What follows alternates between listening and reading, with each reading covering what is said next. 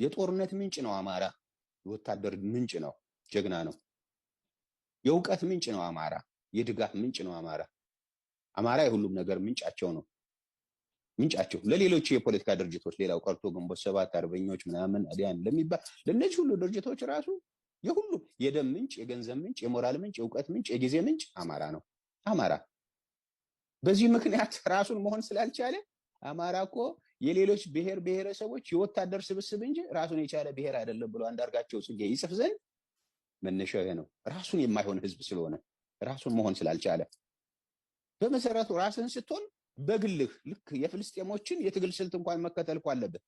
በግልህ በምትወስዳቸው እርምጃዎች በጠላትህ ላይ ማስደንገጥ መቻል አለ። በግልህ ጠጠር ወርወር። በግልህ ለምን የጠባቂነት ሚና እናዳበራለን? ለምንድን ነው ጦር መሳሪያ የምንጠብቀው? ገንዘብ የምንጠብቀው? የሚያዋጋን የሚመራን የሚነግረን ለምን እንጠብቃለን? የጠባቂነት ሚና አማራው የምታየው ዋይ እያንዳንዱ ራሱን ለማዳን ጠጠር መወርወር አለበት።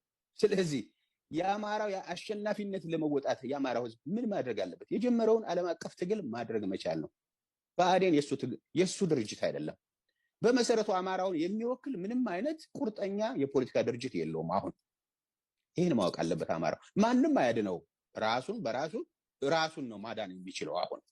ስለዚህ በማንም ላይ ተስፋ ሳያደርግ አማራው ሁሉ ጠጠር ይወርወር፣ ግማሹ መረጃ ያስተላልፍ። እኛ በመሰረቱ በውጭም ሆነ በአገር ውስጥ የሚተላለፉ በማህበራዊ ሚዲያዎች በተለያዩ ሚዲያዎች የሚተላለፉ መልእክቶችን ለ10 ሰው ለ100 ሰው እናስተላልፍ ብለህ እንኳን የሃይማኖት ቅስቀሳዎችን እንኳን እያንዳንዱ ሰው ለ10 ሰው ማስተላለፍ አለበት እየተባለ በማህበራዊ ሚዲያ ይተላለፍ የለም እንኳን ስለ ነፃነት የሚተላለፉ መልእክቶችን። ስለዚህ በኃላፊነት ስሜት ወጥተህ ይሄንን ለ10 ሰው አስተላልፍ፣ አስሮቹም ለ10 እንዲያስተላልፉ መልእክት አስተላልፍ እያልክ መተላለፍ አለበት። መረጃ መለዋወጥ።